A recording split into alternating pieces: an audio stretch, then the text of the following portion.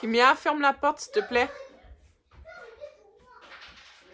Désolée. Ferme la porte. Je fais une... Oui. C'est ça quand que tu annonces pas aux enfants que tu fais une vidéo rapidement cette fois-ci. Les enfants sont en train de jouer au Monopoly, donc vivent le confinement, le coronavirus, vivent... Ouais. Vivent... Non, pas de ça le soir. Kimia, trouve quelque chose de mieux. Ok, je mange quelque chose de pas sucré, après je mange quelque chose de sucré. Non, le soir, on mange pas de sucre. Non, s'il te plaît. S'il te plaît. Vivent le routine différente. Vivent... Kimia? Kimia? Oui. Ferme la porte, s'il te plaît. C'est pour ça. Ok, c'est beau. Vas-y. Je peux manger. Ok, vas-y. Alors, bonsoir tout le monde. Je fais juste une petite apparition comme, je pense, pour tenir parole aussi. Et parce que, bien sûr, à chaque jour, je veux parler d'un peu de tout ce qui se passe, tout ce qui s'est passé. Donc, bonjour, monsieur Alexis. Alors, oublions pas la mort de monsieur George Floyd. Oublions pas cette discrimination-là qui est encore réelle aujourd'hui. Oublions pas qu'il était là. J'ai comme eu deux versions. Je sais pas quelle est la bonne version. Mais ça sera une histoire de... Soit il est allé... il aurait utilisé un faux billet de 20 $ pour payer au magasin. Ou qu'il a voulu utiliser un chèque que la caissière n'était pas sûre qu'il y aurait des provisions. Donc, elle aurait appelé la police et la police serait arrivée et aurait intercepté M. Floyd. Ensuite, le menotté et marché avec lui un autre coin de rue. Et par la suite, on voit les images qui sont devenues virales, qui sont devenues planétaires, où est-ce qu'on le voit couché sur le ventre, toujours menotté.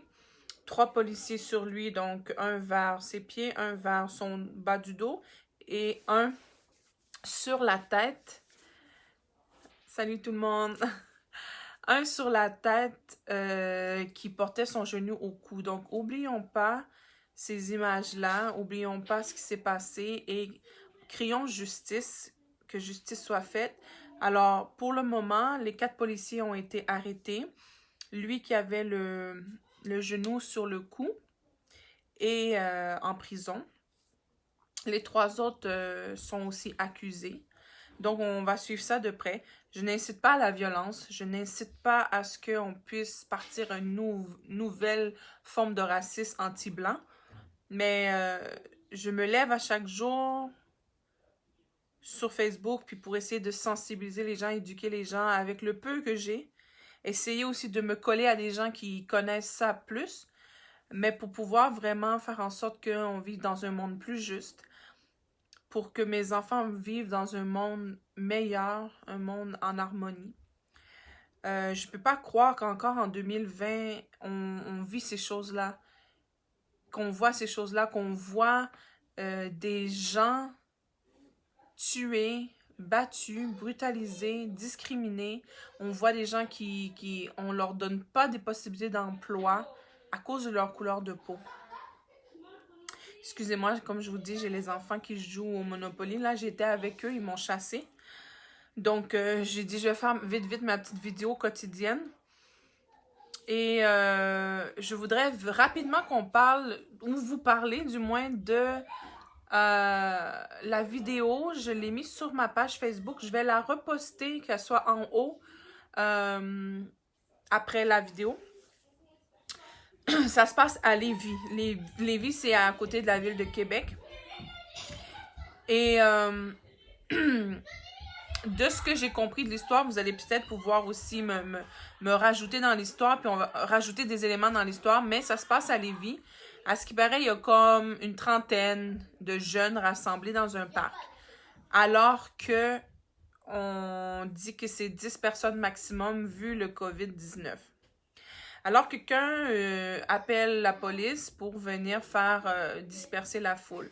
C'est les informations que j'ai jusqu'à maintenant. Hein? Fait que peut-être qu'il y en a qui en connaissent plus. Dites-moi-le. Et ce qui arrive par la suite, c'est que on sait qu'il y avait un jeune homme noir qui buvait une bière.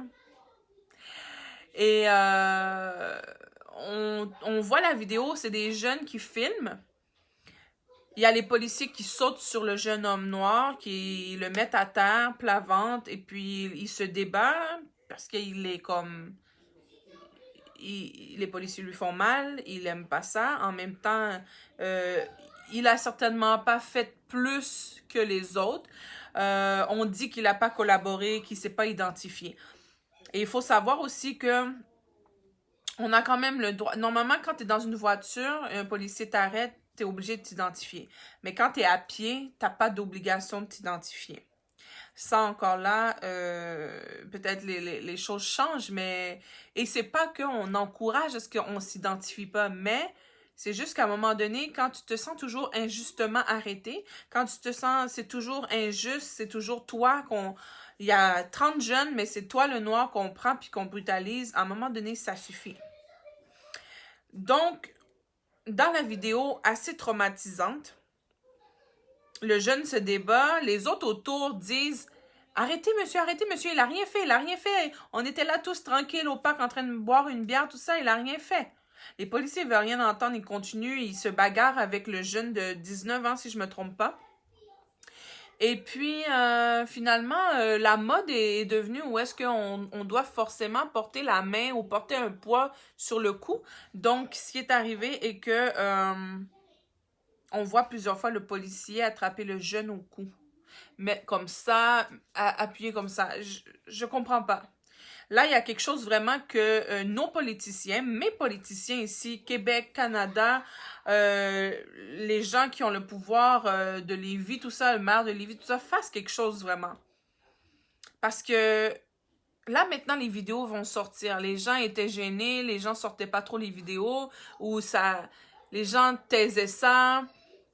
Maintenant, tout ça, ça fait que les gens sortent les vidéos. Alors, on va en voir.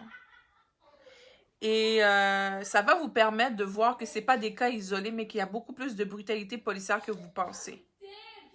Et cette histoire-là qui s'est passée dans le parc à Lévis, Québec, ça démontre un peu les statistiques qui disent qu'un homme noir qui sort de chez lui a 4 à 5 fois plus de chances de se faire arrêter injustement par la police et ainsi brutalisé par cette dernière.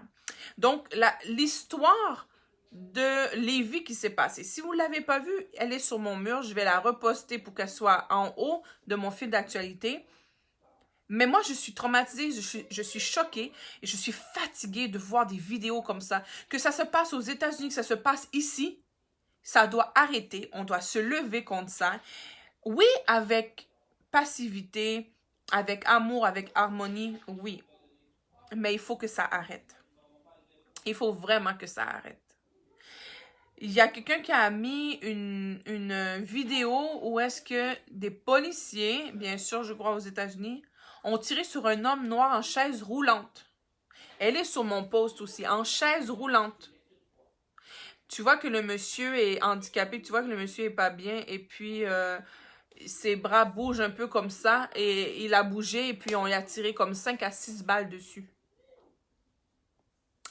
Je vais bientôt arriver avec les histoires.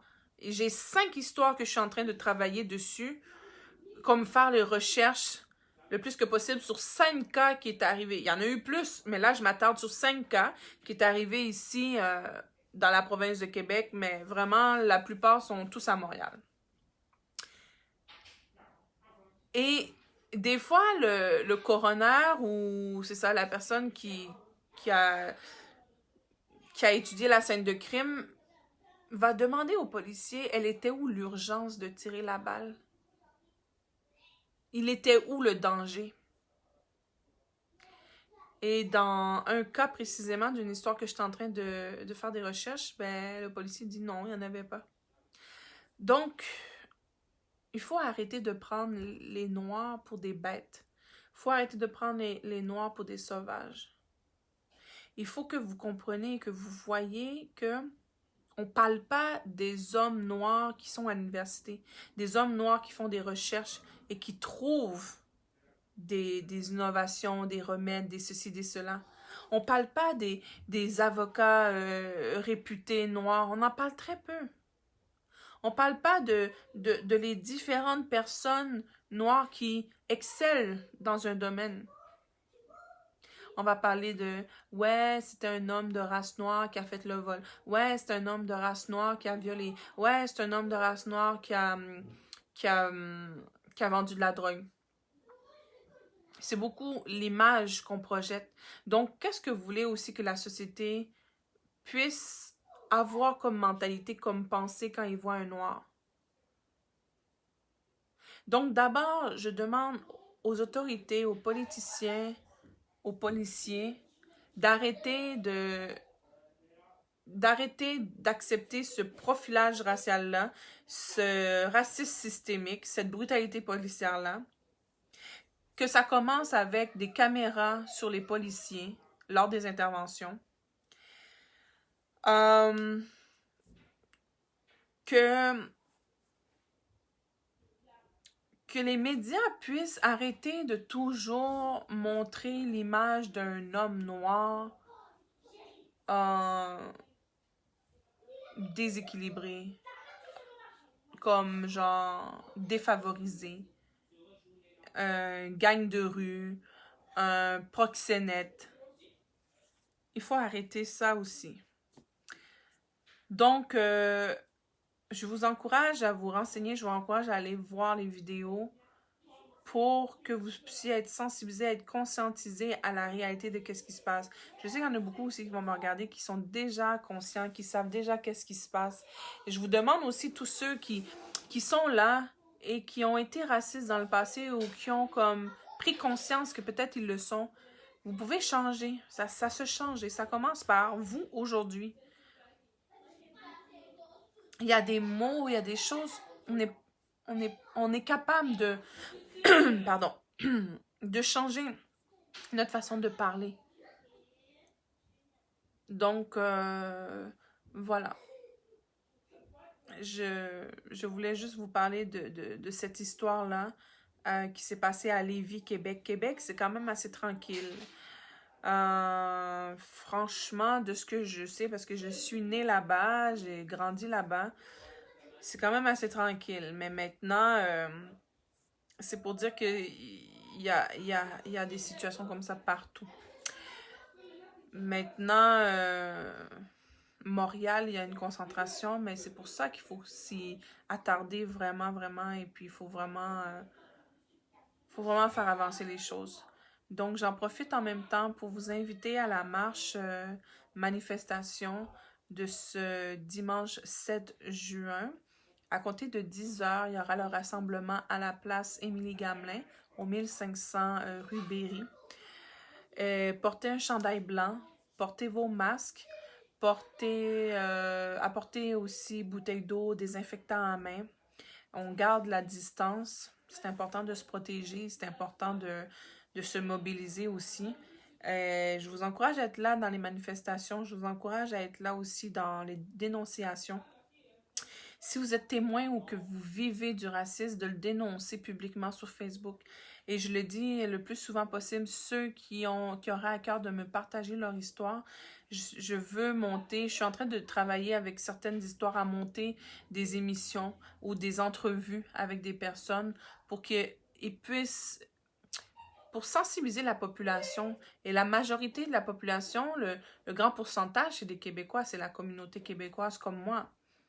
mais ils ont besoin d'entendre ce que vous vivez. Ils ont besoin d'entendre qu'est-ce qu'on leur fait vivre. Ils ont besoin d'entendre que ça fait 4 ans qu'ils postulent à plein d'endroits, qu'ils ont envoyé des centaines de CV, puis qu'ils n'ont toujours pas d'emploi, ils n'ont toujours pas de revenus pour prendre soin de leur famille adéquatement et s'offrir un avenir meilleur. Donc, on se mobilise, on manifeste, on demande, on fait des demandes claires au gouvernement et on signe les pétitions quand il y en a, quand c'est important.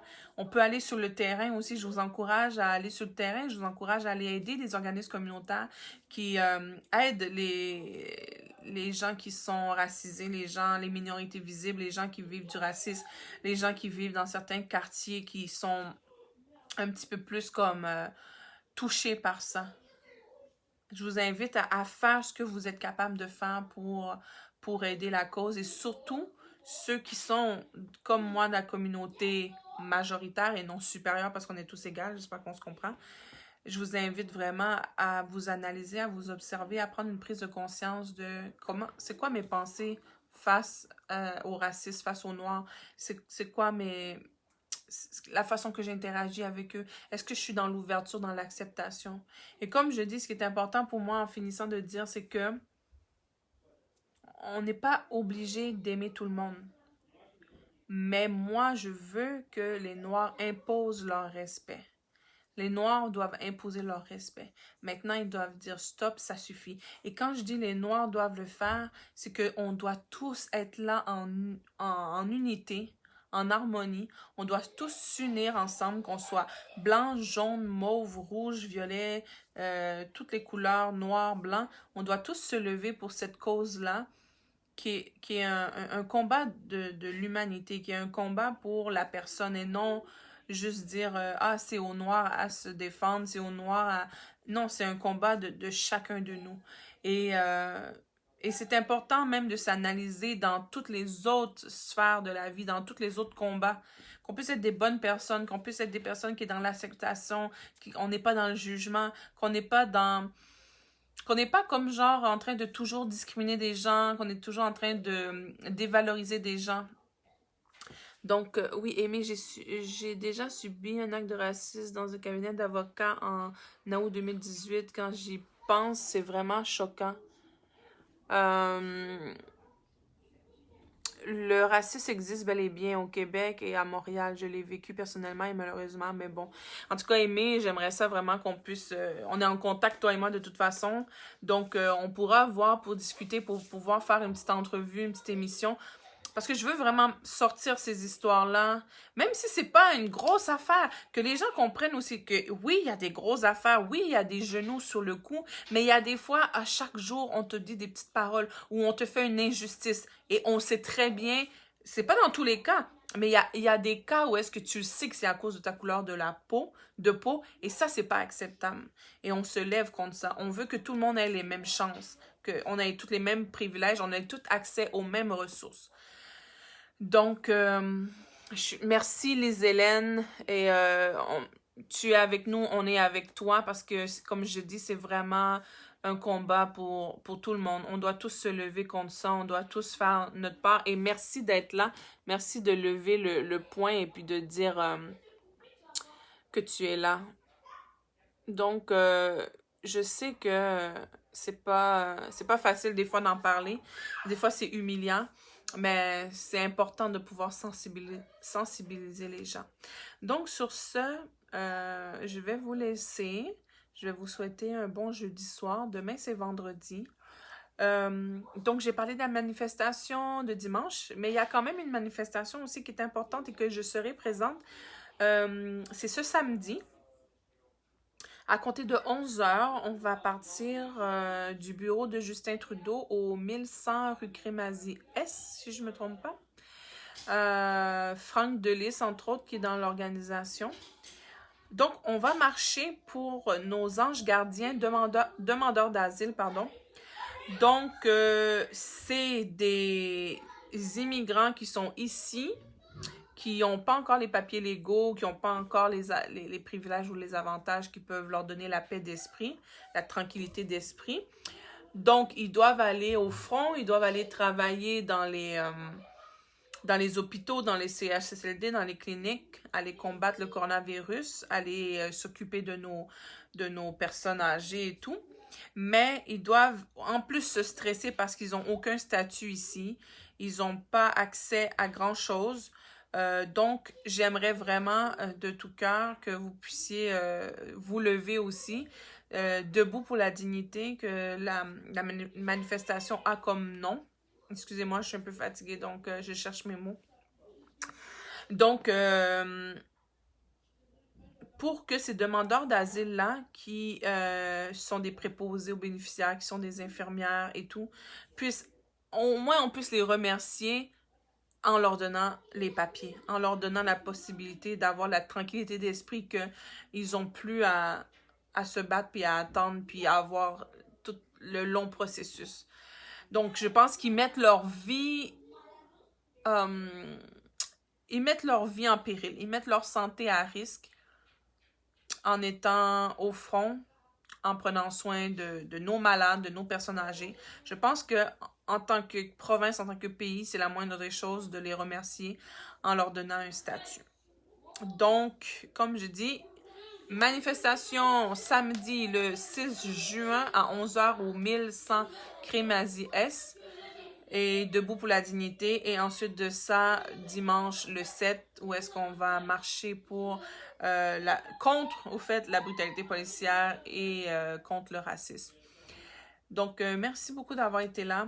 Et gênez-vous pas à partager, à me partager des trucs sur mon Messenger, que ce soit des vidéos, que ce soit des histoires, que ce soit votre histoire, l'histoire de quelqu'un d'autre, que ce soit votre parcours pour venir ici, comment ça s'est passé, comment c'est difficile peut-être pour vous de vous trouver du travail, de l'injustice, ou est-ce que vous n'avez pas accès facilement comme nous à l'éducation, facilement comme nous au travail, facilement comme nous à certaines ressources que tous les citoyens disposent, de savoir que vous êtes beaucoup plus arrêtés, vous êtes beaucoup plus brutalisés.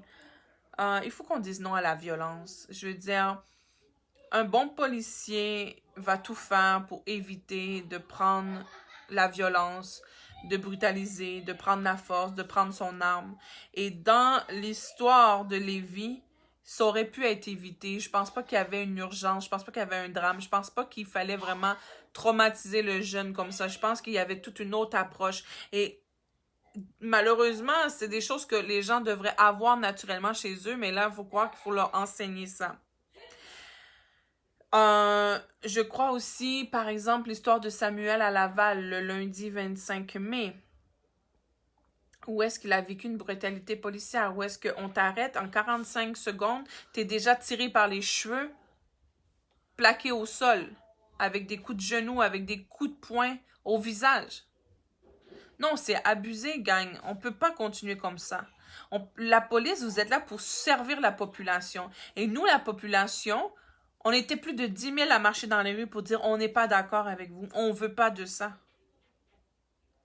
Donc, vraiment,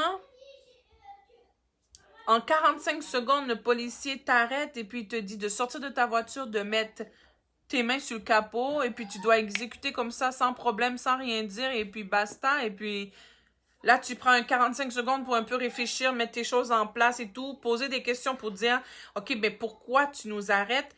Pourquoi je dois sortir? » Tu as le droit de poser des questions, tu as le droit de savoir. Au fait, c'est ton droit, puis c'est une obligation aux policiers qui t'arrêtent de dire pourquoi ils t'arrêtent et de te lire ou de te dire tes droits. Donc, il ne l'a pas fait. Et moi, ça aurait été mon enfant, ça aurait été mon homme, ça aurait été ceci. Je veux dire, je me serais autant levée, mais je veux pas arriver à vivre ça. Je veux pas arriver à là. Je veux pas arriver à là. Donc, la population, on se lève, on manifeste pour dire, la police, vous êtes là pour servir la population, pour nous protéger. Puis là, qu'est-ce que vous faites? On n'est pas d'accord avec ça. Vous nous terrorisez. Vous effrayez les gens, là. Vous arrêtez, là. Tu penses qu'un noir, là, qui est en voiture, là, puis qui se fait arrêter, là, il a pas comme la chienne ou il a pas comme... Ça peut virer mal, je risque d'en manger toute une ou peut-être même d'avoir une balle dans la tête.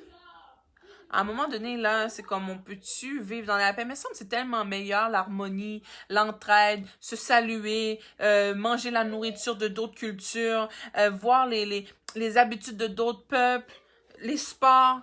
Vous pensez que quand les gens ils disent oh, va-t'en chez toi, va-t'en chez toi, ok, mais les Québécois, vous pensez que si tout le monde là s'en va chez soi, avec tout ce qui leur appartient là, que vous n'allez pas en souffrir?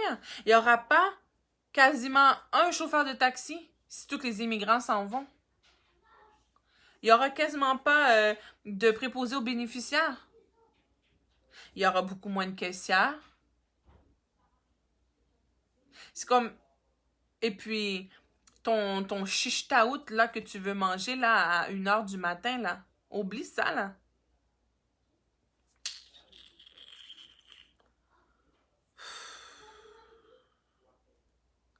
Donc, en tout cas, moi, j'incite pas à la haine contre les Blancs. Comme vous voyez, je suis blanche. Je suis québécoise à 100%. Mais par contre, j'ai voyagé, j'ai ouvert mes horizons, j'ai appris des autres, j'ai accepté la différence. Et c'est important de ne pas se sentir diminué face à la différence. C'est important de ne pas se sentir menacé. Et de voir la différence comme un enrichissement. Comme un enrichissement. Donc, je voulais juste vous faire un petit coucou ce soir. On lâche pas la bataille, gang. On est tous là ensemble. Je suis là. Il y en a plein qui sont là. Il y en a plein à Montréal qui sont là. Je vais faire à un moment donné une liste, puis je vais faire une émission vraiment pour les remercier, puis ben, une émission, un live, un direct. Mais il y a vraiment beaucoup de personnes qui se lèvent et qui combattent le racisme et la brutalité policière et le profilage racial et le racisme systémique. Donc, on lâche pas le combat, on continue, on va y arriver. Tout ça, ça n'arrive pas pour rien en pleine période de pandémie. Donc, et aussi, je vois le commentaire de Gracia, il faut faire attention, il faut jamais généraliser. C'est pas tous les policiers qui sont racistes, mais il y en a. Donc, il y a des bons et des mauvais dans toute catégorie. Donc, quand on croise des policiers ou quand un policier nous arrête, ça veut pas dire forcément que il y aura ce traitement-là ou il y aura cette situation-là. Donc, oui, la vie des Noirs est importante. Elle est aussi importante que toutes les vies humaines. La vie des Blancs est importante, la vie des Noirs est importante, la vie des Asiatiques est importante, la vie des Hispanophones est importante, la vie des Arabes est importante. C'est comme... Il faut se lever tous ensemble pour que ces choses-là arrêtent. Et il faut faire tout notre possible au quotidien pour faire la différence. Donc, sur ce, je vous dis à demain. Prenez soin de vous. Et on va gagner ce combat-là. On va le gagner. Ça va aller. Restons positifs. Disons les vraies choses. Disons les informations, mais restons positifs. Restons soudés. Restons unis. Perdons pas notre énergie à gauche, à droite, mais focusons vraiment sur ce qu'on veut. On veut vraiment que les autorités puissent mettre des mesures en place pour protéger tout citoyen et surtout rajouter la mention que les Noirs sont brutalisés 4 à 5 fois plus. Donc, il faut vraiment arrêter ça. Il y a eu trop déjà des situations, il y a eu même des gens qui sont morts. C'était pas justifié. Donc voilà. Prenez soin de vous. Je vous souhaite une bonne nuit pour ceux qui ont la même heure que moi. Donc, et pour certains qui peuvent être là à la marche, on se voit à la marche. Peace out, gang.